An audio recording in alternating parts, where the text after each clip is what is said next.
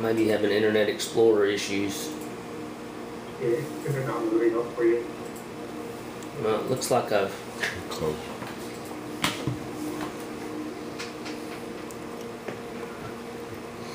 I got the not responding note on the Internet Explorer.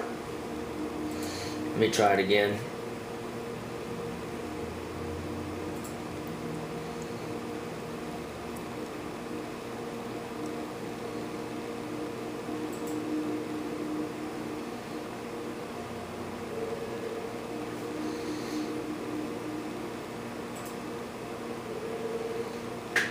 Jeez.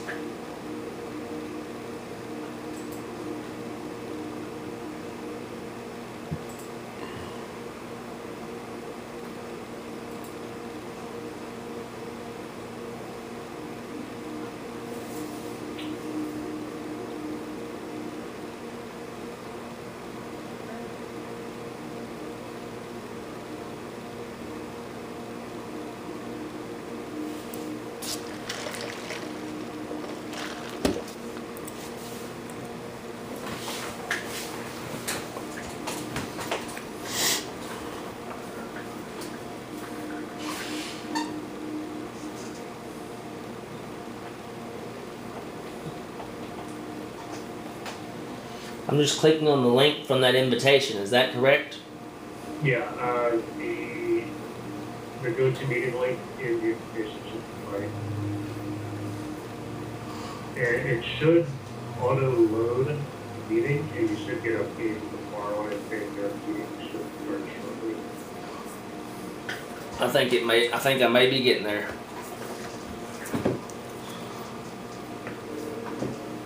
It's just taking longer than you think.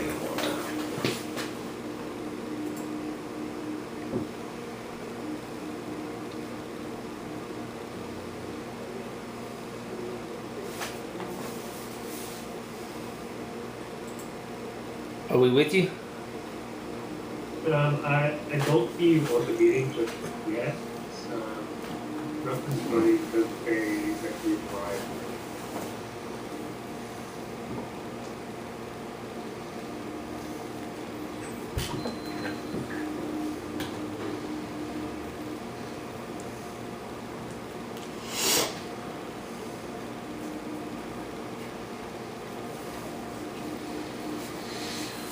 I'm to the spot where it says download complete. Your meeting should start in a few seconds, and it's just sitting there. Do you know if your browser, your Internet Explorer has any pop-up block, or if it's giving you an error with which you can take? We haven't had any trouble. Now it says verifying meeting ID. Here we go.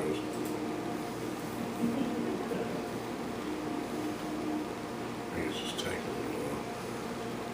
forever. It does show you as providing. Okay. There we go. Let me know if you can see right there. All right, we can see you. Okay. Hopefully this isn't the first time we see this. This whole area right here is called the control panel, or the Sophio admin panel. This is where you can configure your web store. It's also where you can come with process orders, process credit cards, look up the customer information, input, handle returns, everything that involves in using the store is taken care of here. What I want to go through today is just going through some of the basic store today, showing you how to access it, and then going through the control panel itself, showing you where the orders will show up, how to process them, and a couple other tools for you to go through the day-to-day activity of accessing the customer database, that sort of thing. So, first question though, do you guys have access to this, or do you know where to obtain the information for this? Yes. It is posted in Facebook. Yeah, we do. Okay. So where I'm going to go now is the setup area for the config, and that's accessible at this top right link right here for setup. Or, if you're on the welcome page, there's a button right for it as well. A lot of the stuff in this basic store setup you don't have to worry about, but we'll go through the things that you should keep an eye out for. First step right here, store name. I put in discount auto parts warehouse. This is what your customers see on your website, so you can change that to whatever you want to change it to, whatever you want your customers to see. Contact information here. Again, this is another one of those things that your customers see. It does display on a couple parts around your website, such as your contact us page. Again, whatever you want your customers to see as contact info, usually it's something like your phone number, fax, or address. Totally up to you what you want to put in there. The rest of the stuff you don't have to worry about. I got this from your profile that you filled out. You're based in Texas and your zip code is 76031. Yes. Okay. As for the store logo, if our guy has, our web designer, if he's made a logo for you, or if you have a logo in mind that you want to use, just let me know or post it to Basecamp, and I'll take care of the rest. I'll put it the path to that file name in this field right here. As far as email goes, I put in the email address that you filled out on the profile here, the sales@partsmasters.com. This is basically, this field right here for carbon copy emails, this basically controls what email address on your side gets a copy of things such as order confirmation or return requests for your the same things that the customers get, such as when they hit submit order, when they submit the order, when they get the order confirmation, you get a record of all of those as well, and it goes to this address here. So if you need to change that for whatever reason, this is where you will come to. Now, these first two fields right here, these basically control what your customers see on those emails that come out from your web store. So whatever you want your customers to see as the front name on those email addresses, you would put into these two fields. This is just the actual name. This is the email address that they see.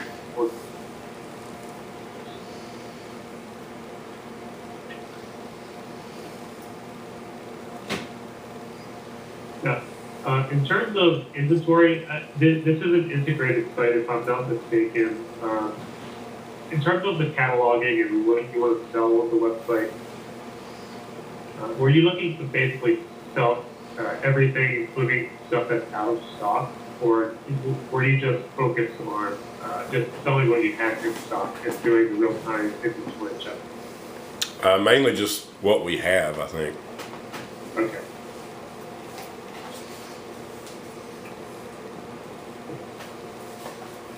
Okay, so we'll go ahead and take care of that right now. Right. Okay, so that's already set up, so you should be good to go. For the supplier tab here to set up, you don't have to worry about any of this stuff. So I'll take care of it for you. This is basically where we house all the credentials that give you catalog access to the RentCheck catalog. This is also where we keep the credentials for the account that we use for the stock check and pulling prices from your system as well. Shouldn't be any reason to touch this unless any of these information changes. For the payment tab, I did see in Basecamp that you guys did have the authorized.net set up already. Did you have a chance to log into your authorized.net virtual terminal? Yeah, I did. Okay. I You should have an area in there underneath their security section where you can generate what they call an API login ID and current transaction key. Yeah, I posted that about 10, 15, 20 minutes ago. Okay, let me go ahead and take a look. It wasn't very long ago.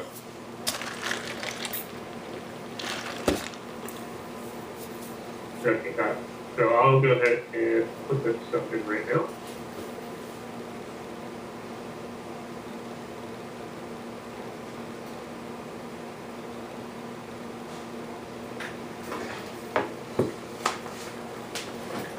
We'll go ahead and save, and we'll test that in just a second. Okay. It's just that if you need to change that information, let's say if we need new transaction key credentials, you just come in here, plug it in, and hit save, and that's it. Now, the first thing right here is a good thing to go over. It's called automatic card processing. In terms of how your site operates right now, automatic card processing is turned off. What that means is that when a customer submits an order, the credit card's not being charged yet. Even though they got the order confirmation, nothing's been charged. That allows you to go in and charge the credit card manually yourself. There are pluses and minuses to that. If we turn automatic card processing on, what that does is that when the customer submits the order during the checkout process, the credit card gets charged automatically. If it's declined, obviously the customer gets a chance to go back and correct the information and try to resubmit the order. Right. And again, it's really up to you how you want to handle this. Leaving it off, obviously, that does allow you the opportunity to work with the order before charging the credit card. Sometimes customers, they will make adjustments to the order, such as, adding parts or subtracting parts, or, switching parts in and out of the order, or they'll call you up and, they'll want to change the order somewhat, or even cancel the order. In those cases, leaving automatic card processing off is the way to go. Because it creates less of a headache in that if you've already charged the card, then you got to do a refund and then try to reprocess the order. That could become a real headache, but I'll leave it up to you in terms of if you want to leave the order off, but just to let you know, that's where the option is.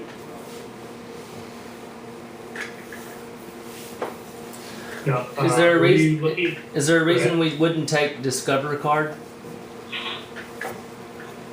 You want to check with your merchant services provider to see who which cards you're set up to process, you're allowed to process.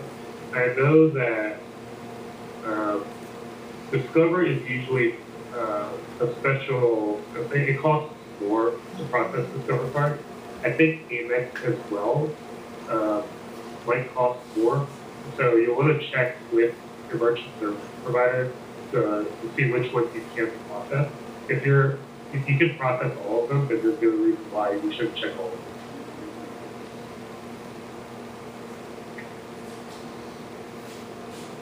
And this right here, I'll go ahead and just turn this on. This is always a good idea to have one. TDB2 code is just that 30 code on the back of the credit card.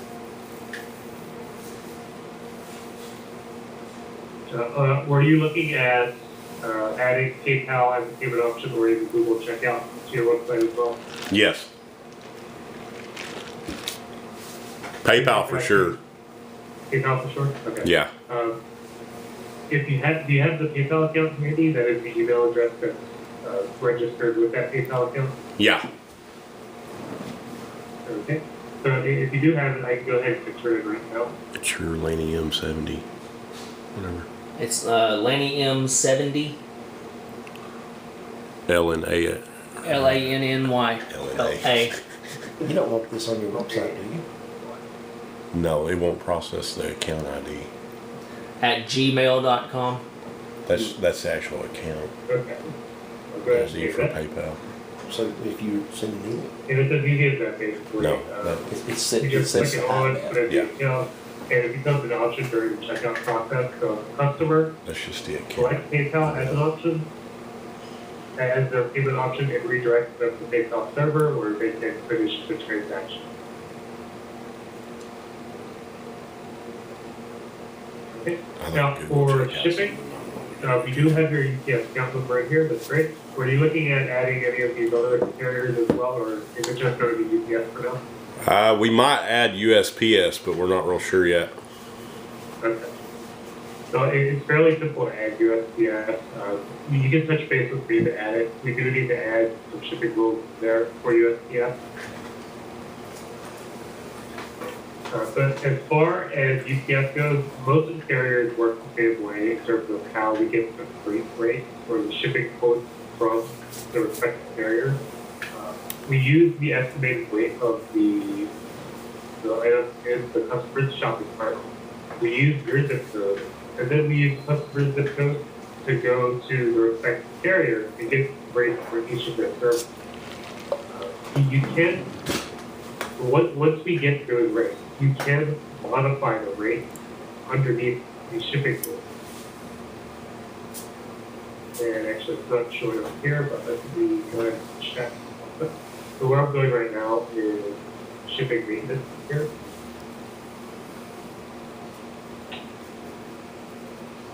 So I'm just going to do a search.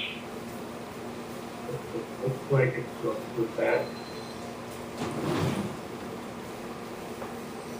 Let me make a note of this to correct this info. Here.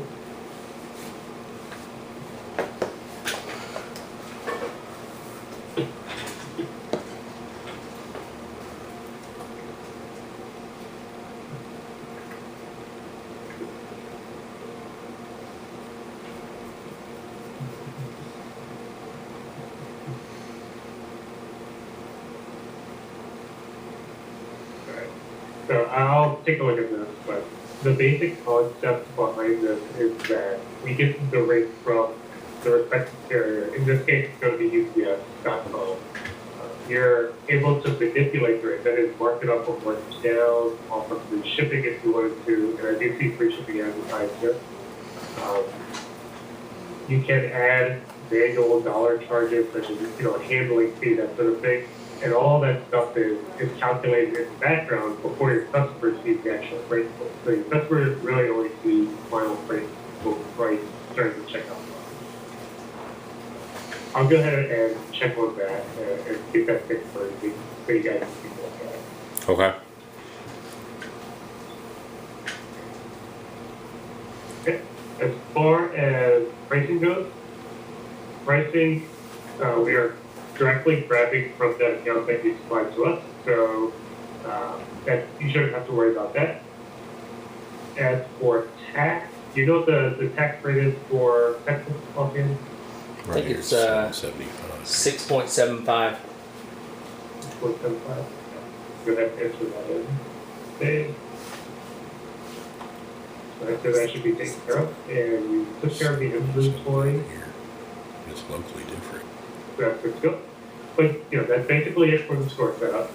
You don't have to worry about these last two tabs for channel advisor or order temp profile. They don't really apply to it.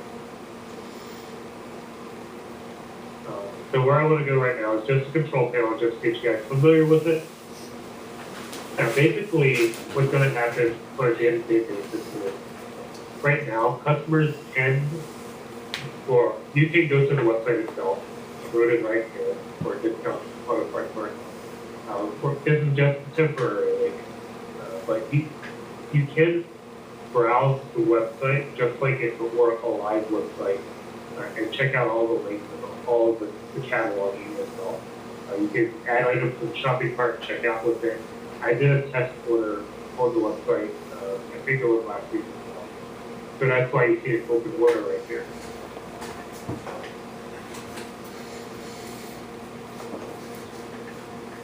But this is basically a fully functional website. It's grabbing the real-time data, real-time pricing from your system. So you can go ahead and check that out. So basically, when an order comes in, you get an email. That's usually your cue to log into your control panel. And right on the control panel page, that is, if you click on control panel, you'll see right away under the open orders. This is basically all of the orders that our system thinks you have to process. So processing orders is really, really simple. We try to keep it as simple as possible.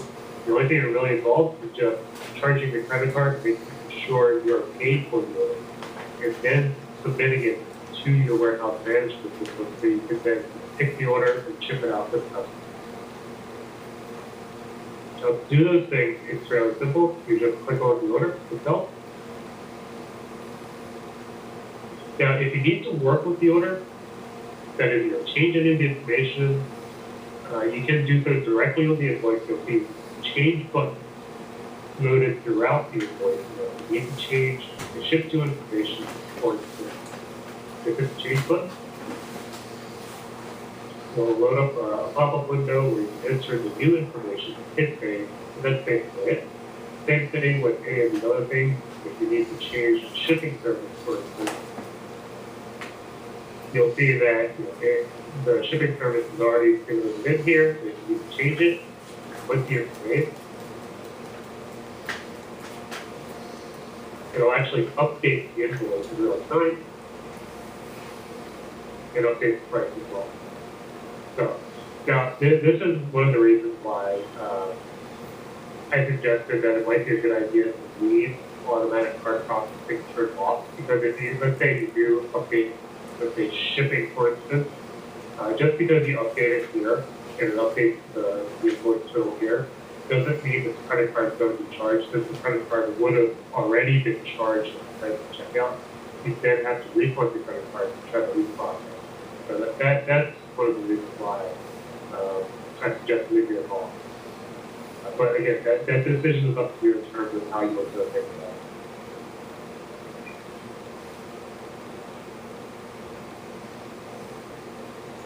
that. And again, getting back to order processing, it is fairly simple. Charging the credit card and then releasing the order to your warehouse management system. Charging the credit card, really easy. All you have to do is hit the charge button right here. I'll go ahead and give it a test right now since you're connected, or we do have your authorized.net information here. This should come back as declined unless the account is tested. So we'll go ahead and test that right now. Okay, it came back as approved, which is a good sign considering that means that the credentials we have for you are valid and they work. So the credit card process is good to go.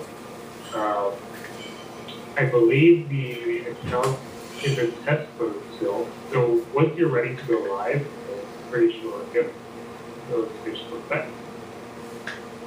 On authorized.net, I know it is under test mode through them. Right. Yeah. Basically, once you're ready to go live and you start accepting real orders, make sure that the test mode is turned off on their end. Right. I had a horror story a while back where a guy was accepting orders and thought he was charging them for 2 whole weeks. Oh man. Where it turned out that it looked like they were all approved, but he never got paid for any of them. Fortunately, it was only like about 14 orders or so. He was able to recoup most of them, but he had 2 problems. But just make sure it's out of test mode when you start doing the real orders. Is there any reason to leave it in test mode right now, or can I go ahead and take it off? I mean, you can go ahead and take it off if you want to. I mean, we've already confirmed that it's connected, so you should be good to go.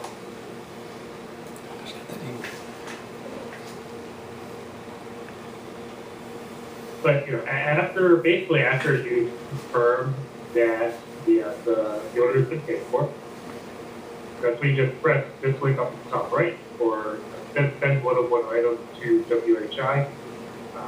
This is what connects it to your warehouse management system. I think that link will bring up a brief stock check page. Let's briefly view the order again. It's a basic summary.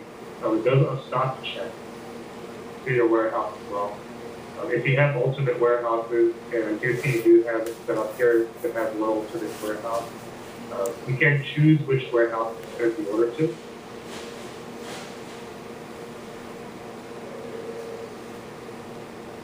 And once we hit the finish button, if everything on here seems okay, hitting finish will actually send it to your warehouse system.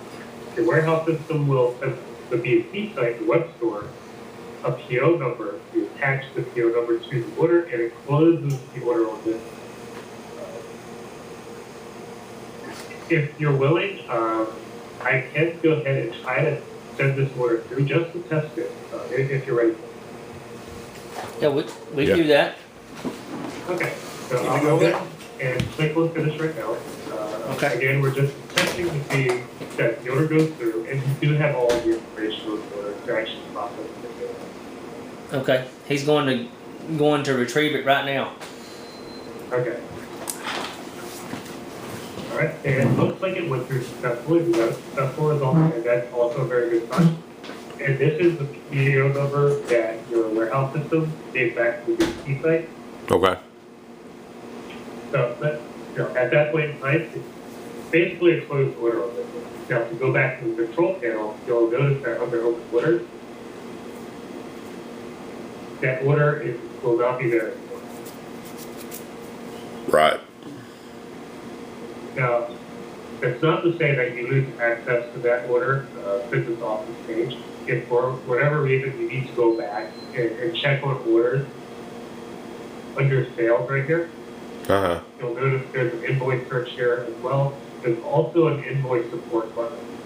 Invoice support is a very powerful tool, and you can use invoice support just like it exists as well Okay. for your control panel. Again, very powerful tool. Right? If you need to download the invoices for whatever reason, let's say you see all invoices in the last 7 days, you can certainly do that. This order was from, I believe, last month. So let's say I want to see all orders from November 1st to today. I can certainly do that.